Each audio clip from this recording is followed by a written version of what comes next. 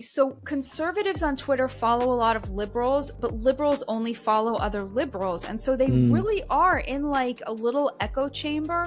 Like I remember when Kamala Harris first came out the gate, I was on the horn with every Democrat I knew being like, please explain to me why you like her. Like, please tell me again. Tell me in different words. I have to understand. Don't use Donald Trump. I know, exactly. Like I couldn't grasp it because it was such a mystery to me. And I that's my job, is to understand that so I can at least try to convince them. How can I convince them if I don't even understand it? And I could not find it in myself. Like usually I can imagine my way into like, and I just couldn't. So that you have to find people who are willing to upset their audiences. You know, I think the Free Press audience, they don't like me. I mean, every video they post of me is like... you get a lot of negative comments. Yeah. And it's Barry, like, why are you letting her talk? Exactly. It's like, I think Barry wants her on there for a reason. I love it because I'm like, to have an audience who disagrees with you is the most precious thing in this business. But most people don't want that. They only want attaboys. They only want plaudits. They only want Yas Queen, like you go girl. So you got to find people who have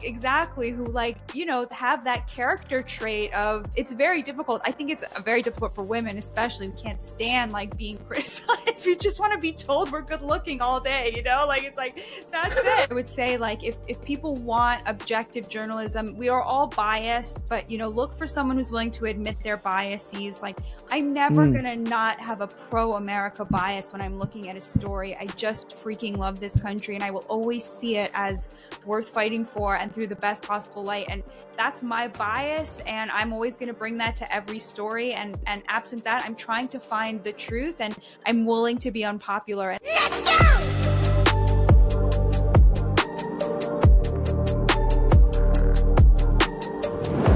What's going on, everybody? Welcome back to I Came with Fire podcast. Tonight we are here with a very special guest, Batya Ungar-Sargon. I would like you to introduce yourself and then we'll just jump right in so that we can use up all this time we have. My name is Batya Ungar-Sargon. I am the opinion editor at Newsweek. I am the author of two books. The first is Bad News: How Woke Media is Undermining Democracy. And the second is called Second Class: How the Elites Betrayed America's Working Men and Women. And both are really focused on how the real divide in America is the class divide rather than right versus left. And I am very, very deeply honored to be here. I don't know a lot about you guys except that you are heroes. You've served this country honorably and continue to do so in Chris's case. And I feel truly, truly humbled at your interest in my work and the fact that it spoke to you. It's just from the bottom of my heart. I am so, so grateful for everything that you've given this nation and for being here. Thank you so much. That much. means a lot. I appreciate it, and it's awesome to have your support. And your work was really good. I read both Second Class and Bad News. I think they're outstanding.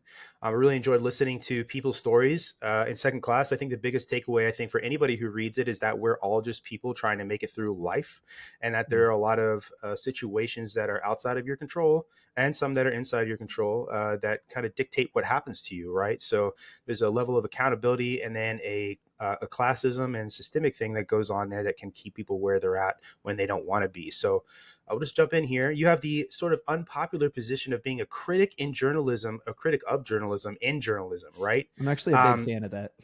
Me too. Yeah, because we poke fun at the military all the time because nothing is ever above reproach, right?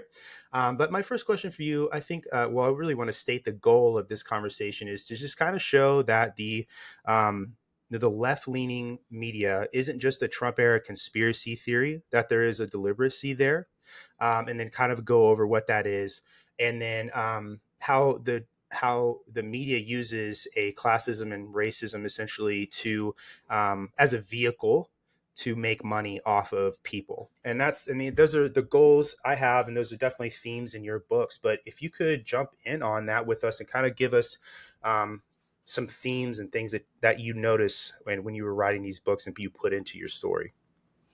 Let's start with a very recent example that we all just witnessed, which was Donald Trump on the debate stage mentioning that Haitians are eating cats, right? And then being immediately fact checked by these journalists being like, you know, Mr. President, nobody's eating any cats, right?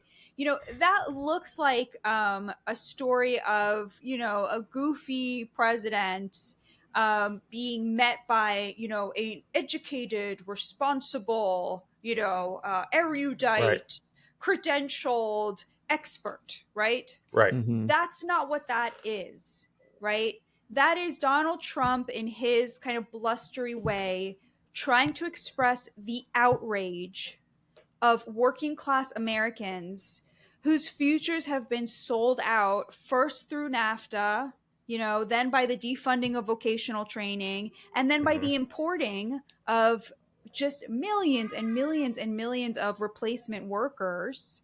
And him sort of, I think, in that instance, badly, but he has the record to prove that he can do it well, giving voice to that outrage, which it is an outrage. And those experts, those journalists, they're not opposing him because they are on the left. I mean, at some level, sure, yes, those things are true. But the real thing that's going on there is they are calling him racist, implying he is racist, to mask the ways in which he is making an economic argument to uplift working class Americans and to shrink the divide between the non-credentialed working class Americans and people with a college degree like those journalists, okay?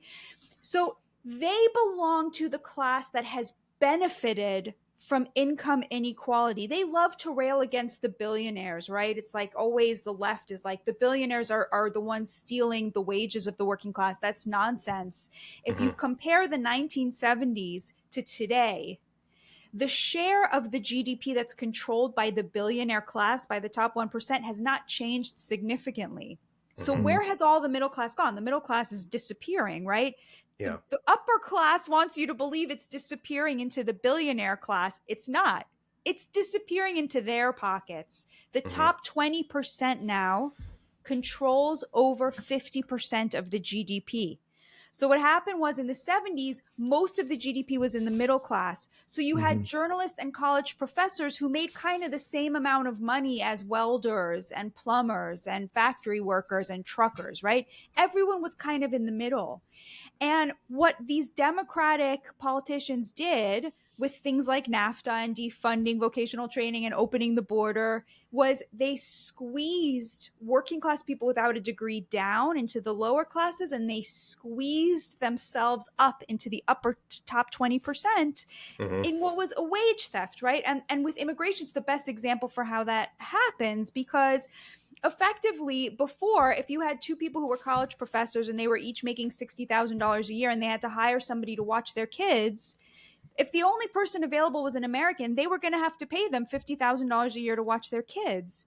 But what they did was they opened the border, right? Suddenly college professors are now making $150,000 a year, and they're paying a Haitian immigrant $20,000 a year to watch their kid. So what happened to that American, right? They got left out of the pie, right? Now maybe they're working at McDonald's for minimum wage, right? So it was this upward transfer of wealth from the working class to the experts, which includes the journalists. And so when they're opposed to immigration, they tell you, oh, we're opposed to immigration because we have big hearts, we're compassionate, we want to help all these suffering people. How could we, who are so wealthy, not help these people who are suffering so much?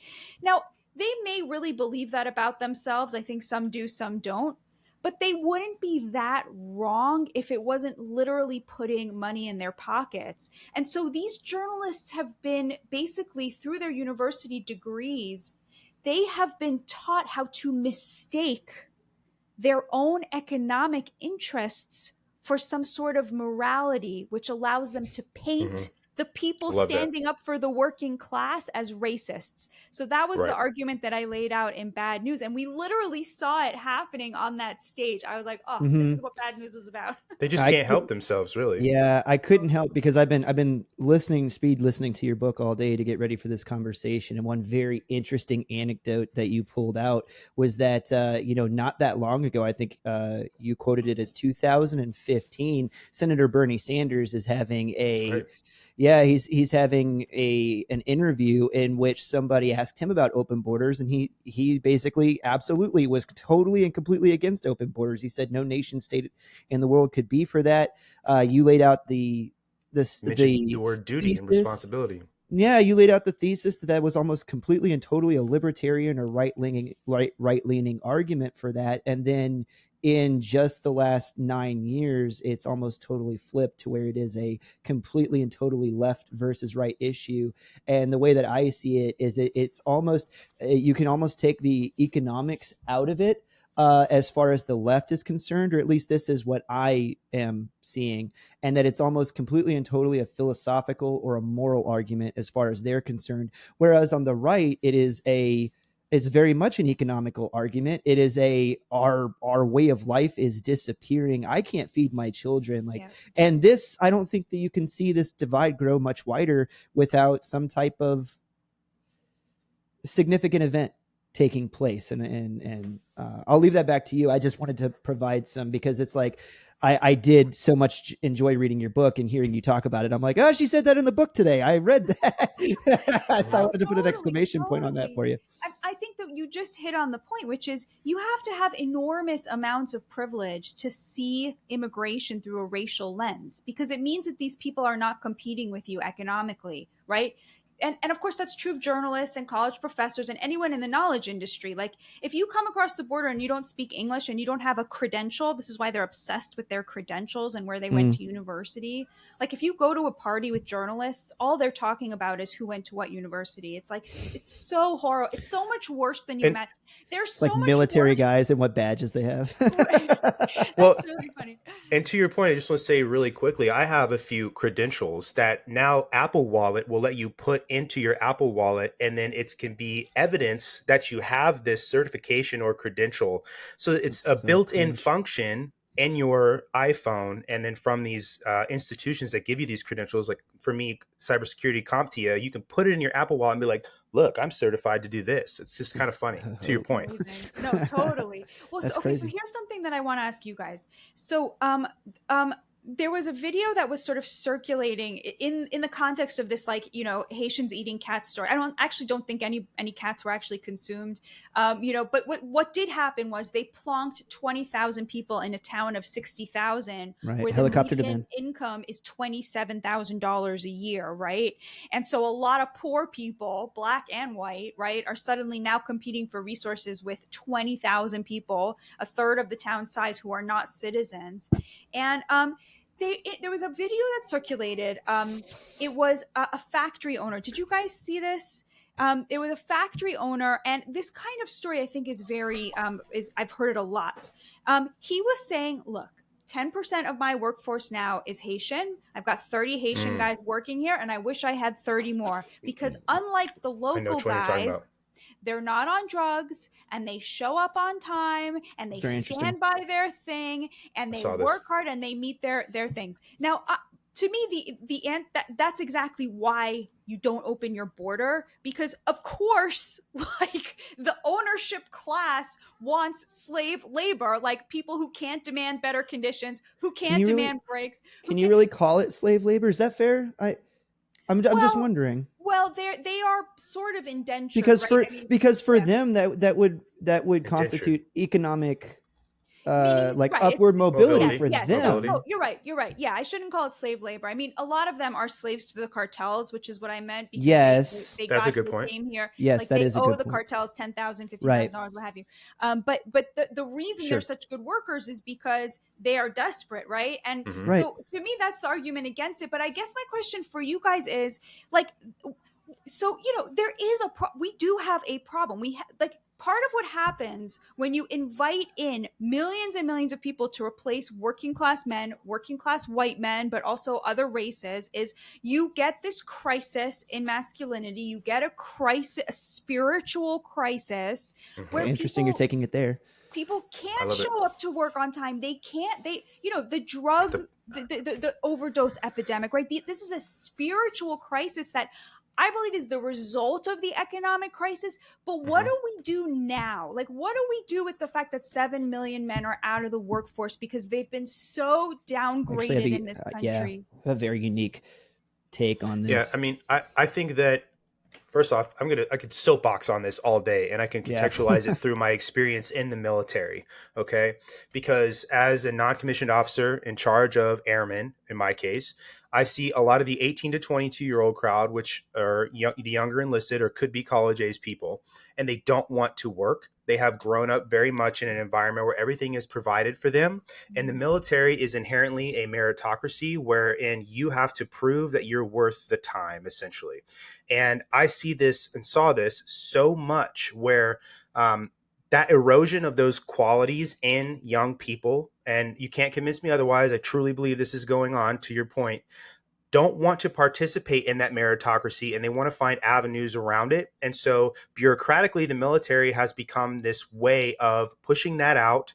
And then there are avenues for these guys to go around it. And then the middle class or the middle group, the NCO, the people who, like me and Chris, who came up a little bit older in the military, are now having to adapt to this new way of leadership. And it's kind of one of the reasons I got out, among other things. What do we do with everybody who is basically being disenfranchised by this? That's a great question. I wish I had a good answer for you. I Yeah. think that there are a lot of things that we could do to train people how to do different jobs. I know that the military and veterans, specifically getting out of the military, they face this all the time. So there are a lot of resources for veterans. I think some of those resources could probably be retooled for people who are maybe looking to get out of the trucking industry to go into something else, or some sort of manufacturing job to go into something else. That they're really losing their positions to these things. But I don't have a good answer for you, unfortunately. I wish I did, Chris.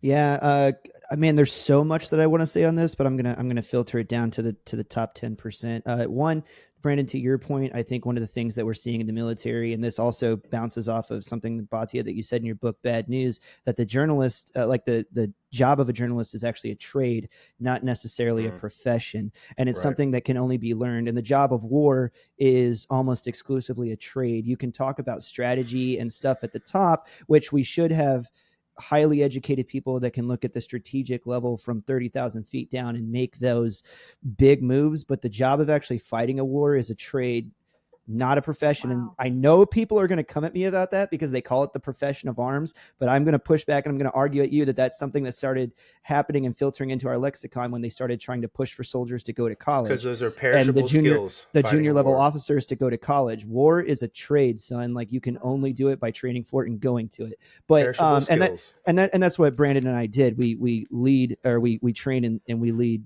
troops in the field. And then the second point that I wanted to make is on this is not all cultures are the same. And I'm saying that completely objectively, not that anyone is better than the other. They're just not the same. I've been to many third world nations in the world, and the same things that you're seeing in downtown San Francisco, maybe not necessarily the drug problem, but you would be hard pressed to look at like a small town in Syria and show me how it looks so much differently than what downtown, Seattle looks like right now, with just, military age men just sitting outside of their house all day, not going to work. There doesn't seem to be a lot of initiative there. There's no drive. There's no motivation to build. Culture is not advancing. In fact, it's only moving backward. And so for me, I feel like, and I'm going to pull this back to my experience as a non-commissioned officer, I feel like the thing that stands between us and moving backward is masculine men that teach young men to move up, to become leaders. And that is the gap that we're missing largely in the United States. And I'm going to say a thing, and I don't mean to offend you by it, but it's just my viewpoint on it. I believe that the United States has turned into a somewhat of a gynocracy, in which we're being led by females. And we have one that is running to be president of the United States right now, however you guys feel about that, but it's true. And you're looking at, and one of the things that I think you saw in that debate was you're looking at masculine type A driven male versus just a a female leader. Like that's what that looks like on stage together. And I think that's one of the things that a lot of people saw. And when you see that bounced off of each other, I think that's one of the reasons that people on the left look like it. And they're like, yes, slay queen. Like she walked away from that the winner. And people on the right, like more of the working class that resonate with the things that Donald Trump say, looked at the way that he got angry and he's mad about what's going on. And they're eating the dogs, they're eating the cats. And they're like, I understand what that guy's saying. Like, and that looks like leadership to me. Right. And so I think to wrap all this up with a bow and to answer your question, it is masculine leaders are what we need. They're what we're missing. And if fathers started, loving their wives, fathering their children, standing up in their small communities, getting on the school boards. And I'm talking about masculine men. And I don't mean it in the toxic sense, right? Like whatever toxic masculinity is. Don't get me off on that rabbit hole. But I mean, I want to talk about masculine men let's do it. Leading their communities. Then it starts from the bottom up, and then we wouldn't have this problem. I don't think we would have that happen. How do we make that? We're describing like a cultural. I don't want to say cultural revolution because that's like you're interviewing us now. She flipped I love the script. No, I want to hear the question because dude, she used so many people. Powers. So many people come on here and don't do this. I'm so sick of hearing myself talk. No, I want to add to what you're saying about toxic masculinity, and then I want to hear your thoughts about how do we accomplish that. But the discourse around toxic masculinity, like that conversation, it's just prevalence in the culture, in your streaming, whatever TV shows, whatever, what have you. In my view, it is not an accident that discourse started in the 90s, exactly around the time of NAFTA. Friends. NAFTA. Exactly at the time that the Democrats decided it's okay to ship macho jobs that require physicality and brawn and give men the opportunity to be providers of their families, leaders in their families. At exactly the time that they were shipping those jobs overseas, they developed a language to justify it by saying, well, masculinity is toxic. Sure. Well, being a provider is evil. Wanting to be the head of a household and to protect your wife and protect your children is bad and is poisonous, right? This whole language was an alibi for the dispossession of the American man. That's how I see it. And I'm gonna push back on that whole ideology since you want to hear my thoughts on it, and saying that I don't believe that there is a such thing as toxic masculinity. I believe that there is masculinity, there's femininity. I'm a very devout Christian man. I believe that, two genders, God created man and he created woman. Where I come down on the entire theory of the responsibility of man to lead, and I do believe that it is a God-given responsibility to us as men, is in the New Testament where God said, men, love your wives as Christ loved the church and be willing to lay down your life for her. So in the leadership role also comes an inherent responsibility that if there is to be a sacrifice for the family, for the good of the next generation, it is already on me. My life is forfeit the second that I took a wife and that I fathered children. My life is already forfeit for them. If there is to be a sacrifice, if somebody is to go hungry, if somebody is to work all day, all night, like if somebody's to not get Christmas gifts and, birthday presents, it's me. Like I took on that responsibility for, and then the other side to complete the argument, women's respect your husbands, right? And like, that's why we have that leading role, because we're the ones that are expected to sacrifice our lives for the family. Right. And so that's where my idea of masculinity comes from. And then when you understand that it comes from a place of sacrifice, not from a place of I'm in charge because I said so and it's what I say goes, get in your bedroom, like that's not what it is. It's I view everything that I do for my family through the lens of I love you and I care about your well-being more than I care about, this is specifically to my children, but sometimes to my wife too. I care about what's best for you more than I care about if you like me right now. because I want to do what is best for you and is going to bring you joy and fulfillment in your life. And I think that that's how men should lead and provide for their families. And then if you take that and you multiply that by every level of leadership that men find themselves in, if it's your community and you're the mayor, I love this town and I took an oath to defend the Constitution and lead this town. And I care what's best for this community above and beyond whether or not I care about if this community likes me, and I'm going to do what's best for this community, even if I'm the one that has to sacrifice for it. If you take Servant that and continually, if you continually apply that up the chain, then that's why I think that masculinity is the key to the lock that you're seeking. So personally, how do you bring that back to this culture that's lost it? Well, if I could try answering your question too, so Yeah, I have please. some ideas, and I just want to expand because I like bringing a lot of history and context to these things. I think that every culture and civilization, all the way back that we can track, their erosion is tied very much to the eradication of their working class. Happened with the Romans, all the slaves that the Romans brought in. They watched all of these tradesmen, which is really what it was, is a lot of tradesmen lose their positions, labor went away.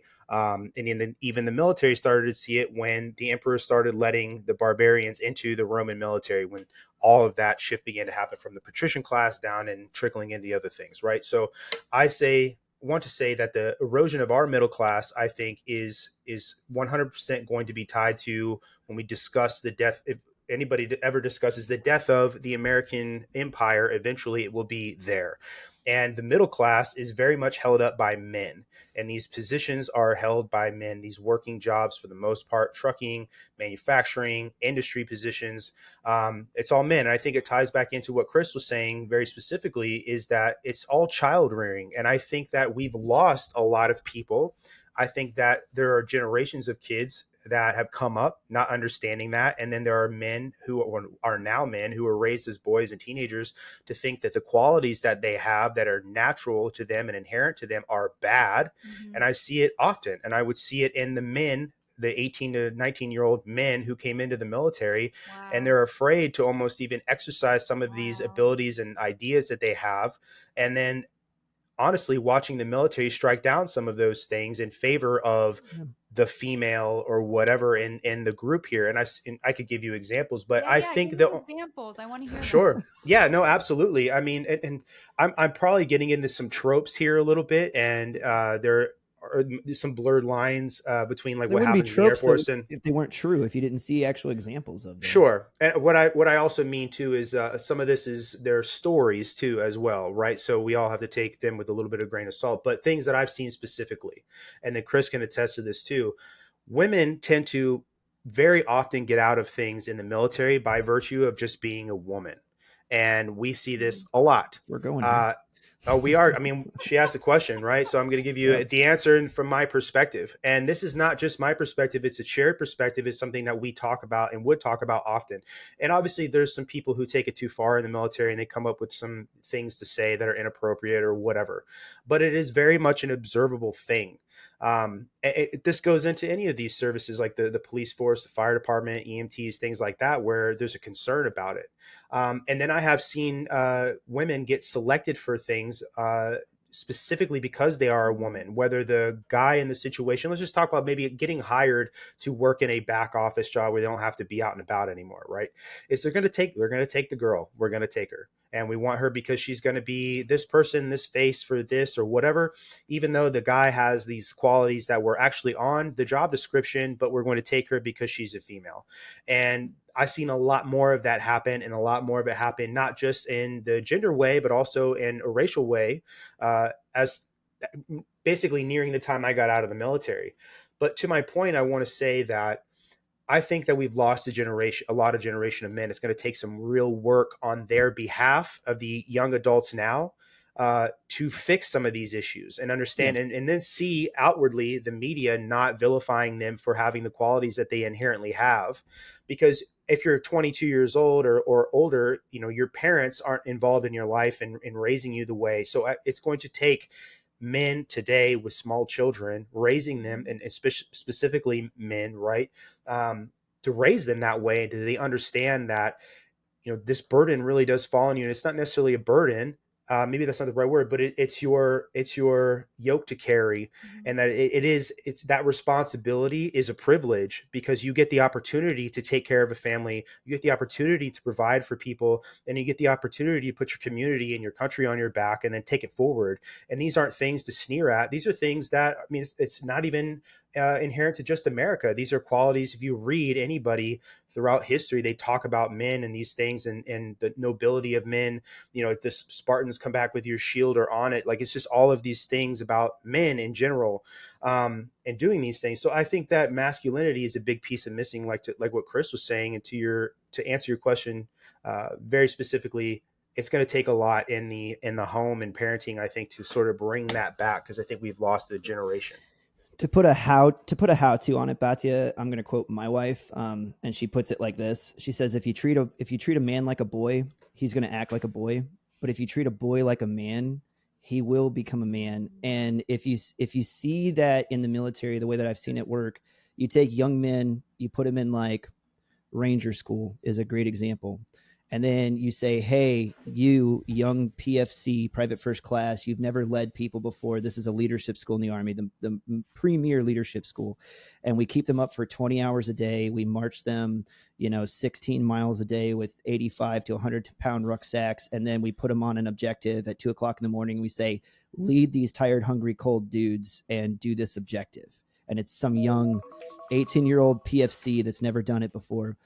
But in that crucible where you force a young man, a young boy into a leadership position, the whole point of that school is, can he rise to the occasion and find that inside of him to be a leader, to marshal his dudes and get the objective done, or can he not? And if he does, he gets the tab, he gets the badge. You did this, you went there, you did it, and he has a thing to show for it for the rest of his life. I think that's very important. Like, attaboys are huge in male psychology. And if he can't, then he fails and he doesn't get it, and he has to go back and either try again or he gives up and he goes away. And so, there's a certain amount of, like, I know ladies are going to be like, oh, that's so sad, he doesn't get another choice, he doesn't get another chance. It's like, no, no, no, you're talking about, to your point, how to do this. No, like, meritocracy and masculinity is the way, the crucible, the young warrior going through the fire and either rising to the challenge or not is the point. And then these are the men that work their way by the sweat of their brow, right? That work their way up into the next ranks and then are allowed to lead men moving forward. And then the ones that don't make it, hey, get in the back of the formation, like, you still have to listen to people, you haven't proven yourself yet. And so it is a system that works, and people don't like it because it still It's create exclusive it on is purpose. exclusive, but it's exclusive on purpose because we're looking for the people that have the ability to do the job or don't. And it used to just be inherent in society. And this actually comes back to a question that I actually had for you about that, because we talk about the top 20% having 50% of the GDP.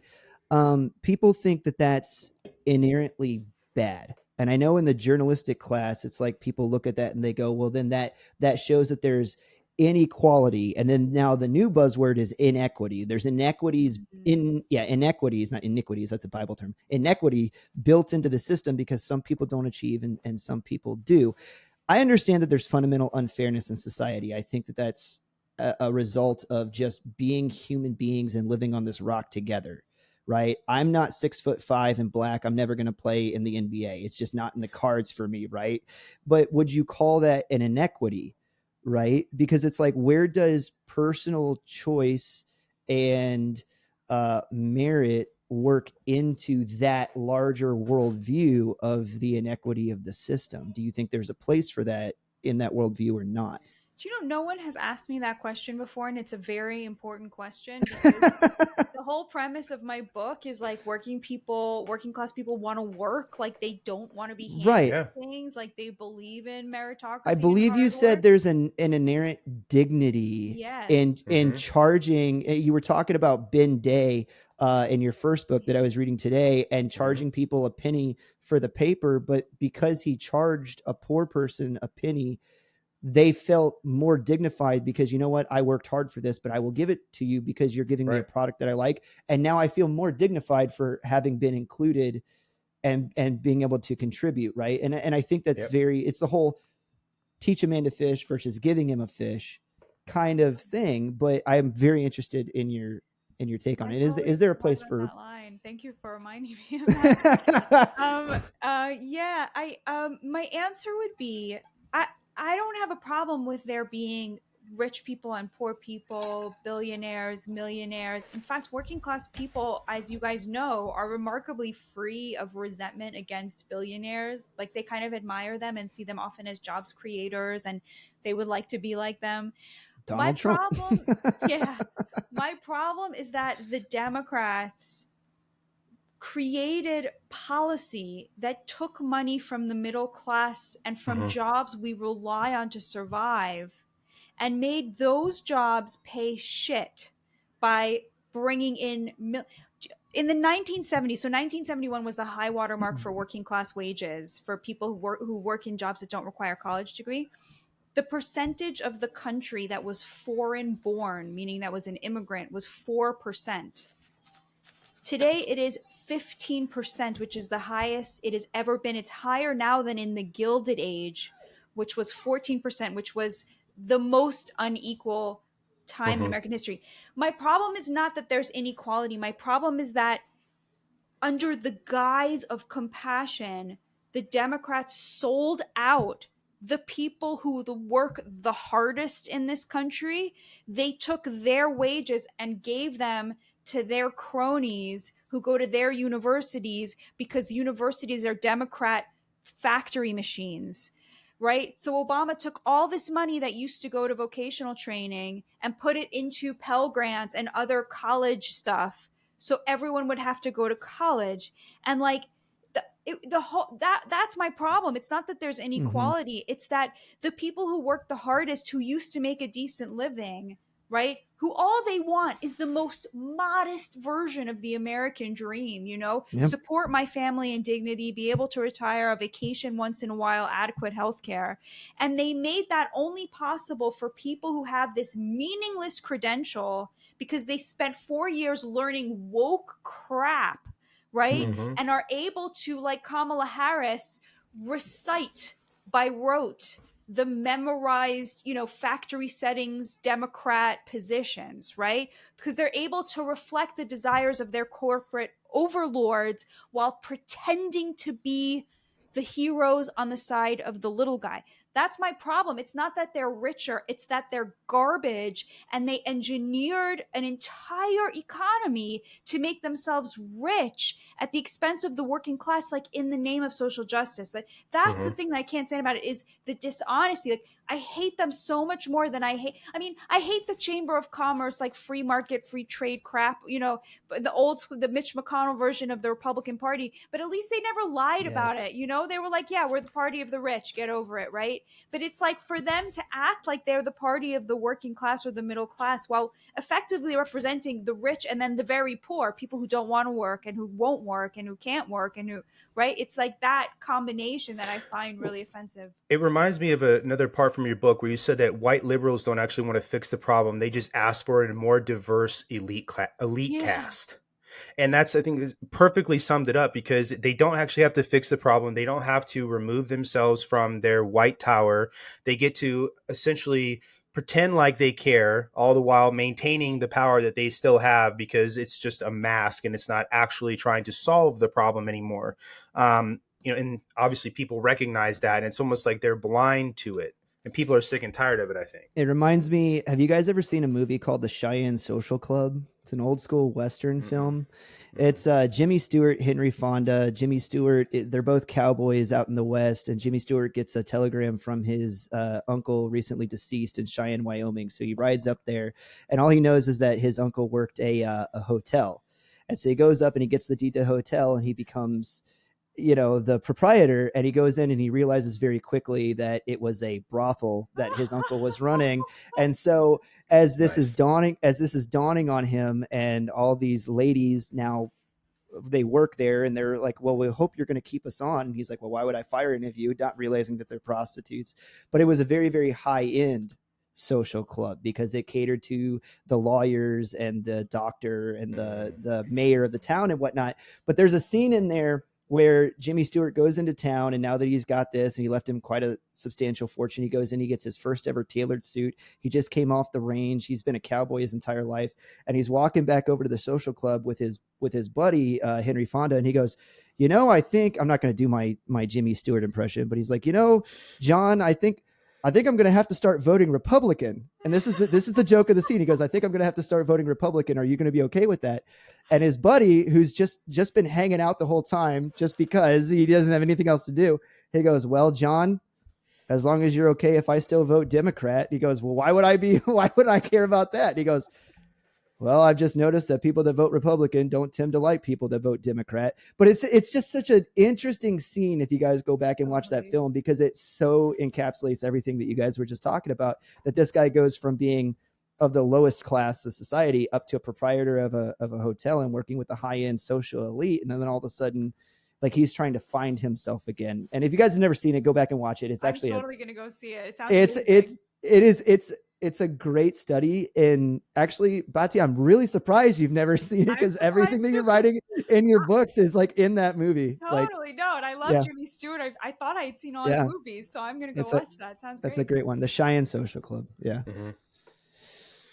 No, well, I know we got about maybe 10 more minutes with you. So I'm going to kind of shift gears a little bit. And I really would like to get your opinion, because a point that Chris and I make pretty often is we feel like the US is not that far behind Europe and some of the authoritarianism that they are experiencing over there, especially in the UK. I just would like to get your opinion on what's going on in the UK with Keir Starmer, and then say too, that you were on Will Kingston's podcast not that long ago, Fire at Will. Really good podcast. We had Will on our last episode and talked to him, but he used the words for his brand of authoritarianism as a boring technocratic managerialism. And he basically said he was like a Puritanism form of authoritarianism. Just curious what you thought on the way he described that, because I thought it was pretty genius. And then what your thoughts on what are going on there versus the potential that the United States might be heading down that same road. Okay. So my answer to this, people don't like it, but I can only say what I think is true. And I'm going to preface this by saying my view of the United States is deeply informed by the fact that I'm Jewish. I'm an Orthodox Jew. I'm observant. Couldn't tell.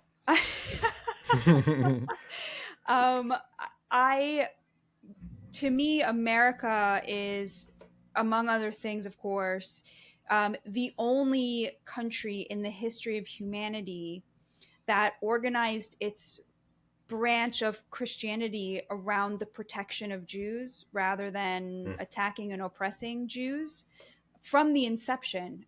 For sure. First American Protestants, and then followed by American Catholics in 1967.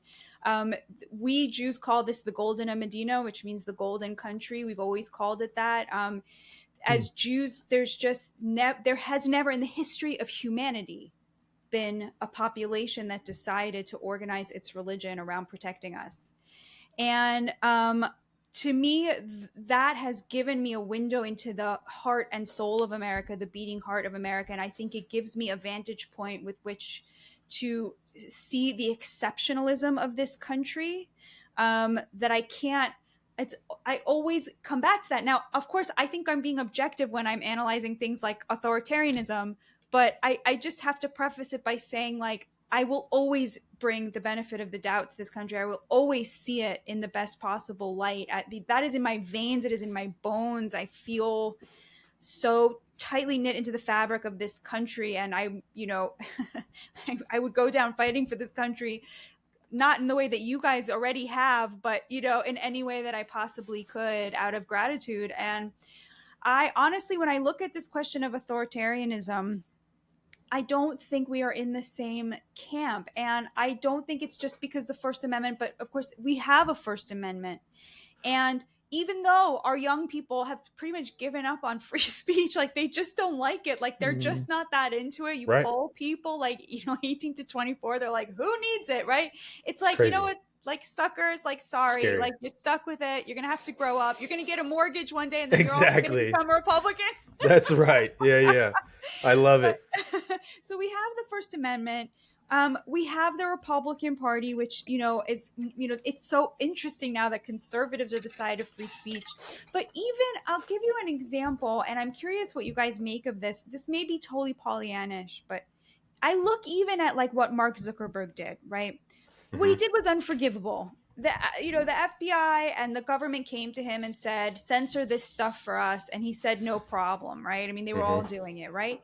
um, All the cool the kids. Supreme Court case hung on the fact that he did still have the ability to say, no, I will not do that. Now, he did not rise to that occasion. There are Hmm. implied threats because Facebook relies on the largesse of Congress, the largesse of the law to protect it, right? So there's this sort of implied, well, do you want to see what happens if you don't do what we want?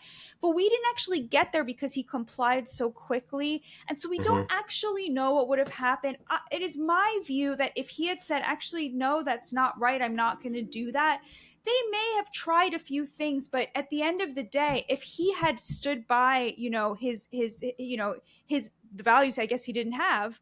If he would have This been masculine, is that If what he you're would trying to have been a say? man about it, this would have gone to the Supreme Court, and he would have won. And so, to me, I feel like. What was absent there was a question of character rather than like this technocratic authoritarianism. It's the FBI's job to try to, you know what I mean, to try to like screw with our rights, and it is our job as Americans and Unfortunately. the law's job to protect us from that. And I feel that on balance we are still just so far ahead of Europe, which they don't have a First Amendment, they don't have free speech rights, they don't think they need them, they think that hate speech should be illegal. So I still feel like this is the greatest country on earth, and no one comes close. And I don't feel that we're, yes, there are many people who want us headed in the wrong direction, including this Tim Walz character who doesn't believe in free speech, right? Yes, those people are there. But I think if Donald Trump has proven anything, it is how resilient our institutions are. And I just get so much pride and joy out of that. I mean, you look at the Republican primary. I was just euphoric, and not because it was him who won, but because Nikki Haley outspent him 2-1. And if you Yeah, had Yeah. I've told heard you me make this point before. before that he would have, you could outspend someone 2-1 and still lose so Well, embarrassingly and look at who dramatic. her donors were too. That's Right. another very Totally. interesting point on that one. Yeah. Totally. And he was like, I don't need your money. I'm going to win because the will of the people, because this is America and the will of the people decides. And that's exactly what happened. So I feel pretty good about the state of our democracy, but maybe that's Pollyanna-ish. No, I think that's really good. Is there time for one more Yeah, question yeah, for you? yeah. Because I Sure, know go you ahead. got to run. Yeah. And I desperately wanted to bring this up because you started with it and I wanted to circle back around with it. I wanted to talk just a second about the debate that happened the other night because you had a very interesting take on this. And I do want to extol you a little bit. I've been following you on social media now for a couple weeks in preparation to getting to talk to you. And you have routinely surprised me with your takes on things, which we've been almost diametrically opposed, almost. But I have found about you that you are not a person that is afraid of having a dissenting opinion, and I really appreciate that about you. Thank So, you. in looking at the debate, and I'm taking this from your the notes that I took on your book, Bad News. You said if you look at and the note that I wrote down is you called it the liberal alienation of the media, wherein like over 85% of the journalistic class is from a crescent that starts in New York and goes to DC, and then from Los Angeles and goes to Silicon Valley. And these people are just basically talking back and forth to themselves. And then on that, you also said the takes of the right-wing media on looking at them are not necessarily misplaced because it seems to be true that there is an echo chamber there. However, I would say there's also a giant echo chamber on the right side of the media too. I think we can all agree on that. So understanding that and drawing those notes from your book, we come out of the debate, everybody says Kamala won, or at least the mainstream media. Kamala won, she's brat, look at this, like, and Twitter, my Twitter feed is just blown up with it, which I'm going to try and I want to frame this question. Looking at what they're saying about it, And then a lot of the people in the right-wing media or the populist class are saying, no, look at the Donald Trump won on the facts. Like, he absolutely presented his case better, even though he got sidetracked a few times. Seeing the divide that we have in the media, do you think, and debates are inherently subjective in how they're scored anyway, do you think, based on the analysis that you're seeing, that there is any possible way for the media to provide any type of actual objectionable analysis on things like this going into the future? Or do you think it is all just giant confirmation bias? Like, my wife likes to say, all media is propaganda, just pick your flavor. Mhm. Like, do you think that there is actual objectionable analysis to be found in the media on things like this moving forward? So first of all, your wife sounds like a very wise woman. She's much wiser than myself. um, what I would say is the media that I get the most out of is hearing people debate and disagree. So, for example, the show The Five on Fox News every day at 5, I Okay. watch that every day because they have a Democrat on. It's usually Jessica Tarlov. I don't agree with her about anything, but I just love to hear her. And she's quite brave because it's 4 conservatives against her and she takes them on. And that's Fox where News you're going to conservatives. see. Right, right, totally. But we have a show now at the Free Press where there's 4 of us. We disagree, and it's that's your best bet for. To me, at Newsweek, we have a daily debate every single day at the top of the homepage. You'll have people from opposite sides. Because are we going to get to a situation where CNN is objective again? No. Are we going to get to a situation where like you can There's no trust the incentive New York to. Times? No, I don't think so. But what you can do is, and the problem with the YouTube shows with the like independent media universe is that their audience, they get audience captured because all of their revenue comes from the audience, Yep. Can I and so jump they on all that for start a sounding second? the same. Yeah. Yeah, because of what you just said, Brandon, and I meant to add that in my contextualization of the question. When you talk about like the audience capture and the advertisers and everything that goes into this entire business, there is no incentive, whether monetary or Yeah. The opposite is by quite the point, actually. Yeah. right. It's like we only have an incentive to tell the audience that we're talking to what they want to hear. Otherwise, Exactly. they won't click, they won't come back. The advertisers don't want to be there because they're not there. So, and that's why I wanted to ask you this question, because if we're going to get back to a place of being able to have honest and fair debate, like, what's the outlet for that? Is it just Twitter? Do we all just yell past each other forever now? It's really tough because, and Yeah. also, so conservatives on Twitter follow a lot of liberals, but liberals only follow other liberals. And so they Mm. really are in like a little echo chamber. Like, I Hmm. remember when Kamala Harris first came out the gate, I was on the horn with every Democrat I knew, being like, please explain to me why you like her. Like, please tell me again. Tell me Fair in different question. words. I have to And understand. don't use Donald Trump. I know exactly. Like I couldn't grasp it because it was such a mystery to me. And I that's my job, is to understand that so I can at least try to convince them. How can I convince them if I don't even understand it? And I could not find it in myself. Like usually I can imagine my way into like, and I just couldn't. So that you have to find people who are willing to upset their audiences. I think the Free Press audience, they don't like me. I mean, every video they post of me is I like, see you get a lot of yuck. negative Yeah. comments. And it's Barry, like, why are you letting her talk? It's like, exactly. I think And Barry wants her on there for a reason. I love it because I'm Yeah. like, to have an audience who disagrees with you is the most precious thing Thank in you. this business. But most people don't want that. They only want attaboys. They only want Yeah. plaudits. They only want Yas Queen, like you go girl. So you got to find people who like exactly who like have that character trait of. It's very difficult. I think it's very difficult for women, especially. We can't stand like being criticized. We just want to be told we're good looking all day, like it's like that's it. That's the key, but it's Well, you that's are. what you're My looking wife said for. to me on day one, Yeah. advice. It's funny. Hannah tells me every day, she goes, just tell me I'm pretty and buy me That's flowers. And it, I'm like, man. well, I can do That's it. that because she is. Yeah, so I think that's what you're looking for. I would say, like, if people want objective journalism, we are all biased, but look for someone who's willing to admit their biases. Like, I'm never Mm. gonna not have a pro-America bias when I'm looking at a story. I just freaking love this country, and I will always see it as worth fighting for and through the best possible light. And that's my bias, and I'm always going to bring that to every story. And absent that, I'm trying to find the truth, and I'm willing to be unpopular. And like, that's really what you're looking for in a media That's character, is rare. someone who's like just willing to be unpopular. Like, I do not get invited to parties, guys, and like, that's okay with me. Like, I'm active in my synagogue. Like it's fine with me. But if If we you had a think party, that we'd invite you. journalists like me, they don't like me, like I You my are social life. invited to the first I Came with Fire podcast That's party. right. Yes. Guaranteed. Guest of honor. Well, listen, you guys, this has been incredible. Thank you so much. Thank you Well, for your thank you. service. God bless you guys, and for God everything bless you that you've too. done, and your families and everybody that you love. Yes, no, thank you so much for coming on. It was awesome My getting to talk to pleasure. you. Thank you Hopefully we so get much. to again. It was nice. And yeah, thank you everybody for listening. Have a good night.